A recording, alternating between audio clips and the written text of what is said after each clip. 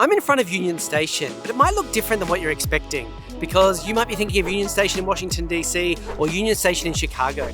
I'm at Union Station in Kansas City, Missouri, and there are Union Stations across the country, including at least 4 in Pennsylvania. And that's a good segue because Pennsylvania Station, or Penn Station, is in New York and New Jersey, and again, it's across the country, far beyond just the state of Pennsylvania. And the third station name you'll see over and over again is Central Station. And sure, there are Central Stations all around the world, but in America, they're named for a reason that's entirely different than everywhere else. So let's go jump on the Amtrak and find out why American train stations all have the same name.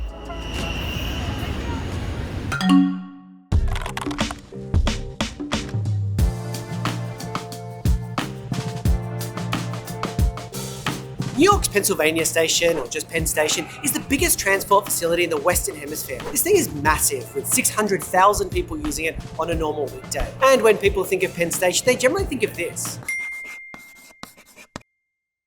But there's also a Penn Station in Baltimore, and Penn Station in Newark, New Jersey. And there are a lot more historically: Cincinnati, Cleveland, Jersey City, Philadelphia, Pittsburgh, and more. And the majority are not in the state of Pennsylvania. So what's going on here? When the railroads were being created, it was a very different situation than what we have now. With rail a dominant form of transport, there are a lot of companies getting in on the action. They were building their own infrastructure. In this case, the stations were named after their builder, the Pennsylvania Railroad Company, which was founded in 1846. And they built a significant network across the northeast of the USA, which is where you'll find the stations that have these names.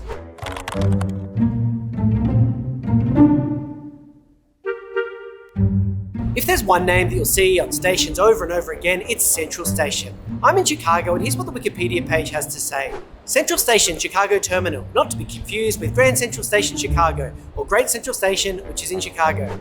Now, I'm sorry Wikipedia, but that is confusing. This is easy, right? The central stations are the ones that are in the center of cities. That is right in most countries, but not the United States. There are central stations in dozens of cities around the world, from Italy to India, from Sweden to South Korea, and Czechia to Cuba. In my hometown of Melbourne, there is a station named Melbourne Central, but it also has a name with a different origin. Now, the city's biggest and main metro station is Flinders Street Station. Melbourne Central Station is pretty new. It was only opened in 1981, and at the time, it was named a museum, with the National Museum of Victoria, the Science Museum of Victoria, and the State Library being just across the road. In 1997, there was a huge shopping centre built on the side, Melbourne Central Shopping Centre, and the station was renamed after that. We've got a new dynamism, and at the heart of this dynamic growth is Melbourne Central, a commercial and retail complex. The original name would have got out of date anyway because the museum moved from that location shortly after. So it's a station not named for being central or a major station, but after the shops. So how does it work in the US? Well, Grand Central Station in New York City is probably the most iconic station with this name, but there are other current and previous stations that are also central.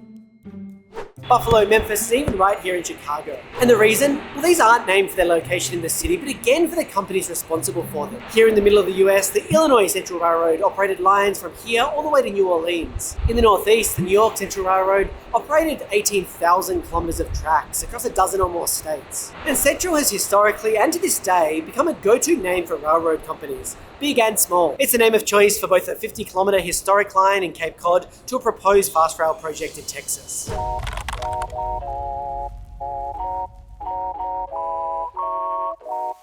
So if Penn and Central stations are named after the companies that operate them, is Union the same? Well, no, and in fact it's just the opposite, because there are a lot of stations that have this name, including right here at Chicago Union Station. There's far too many to list here, but you'll find them from Alabama to Wisconsin. At the time of building all these railroads, many railroad companies would build their own stations. That's what we've spoken about. But it was also common for railroads to converge on a single station. In this case, the companies would share the infrastructure, and it would let travelers go from one line to the other easily. Now in Europe, these are called joint stations, but here in the US, they're called union stations. Interestingly, in the Netherlands, a central station originally had this same definition, a railway station with multiple companies. So the same as a union station here. These days though, the definition has evolved, and it now gets this designation if it serves more than 40,000 passengers per day. And it can be downgraded if it drops below this. So Almere Central became Almere Centrum. In the US, they generally just add a geographic signifier, so this is simply Chicago Union Station.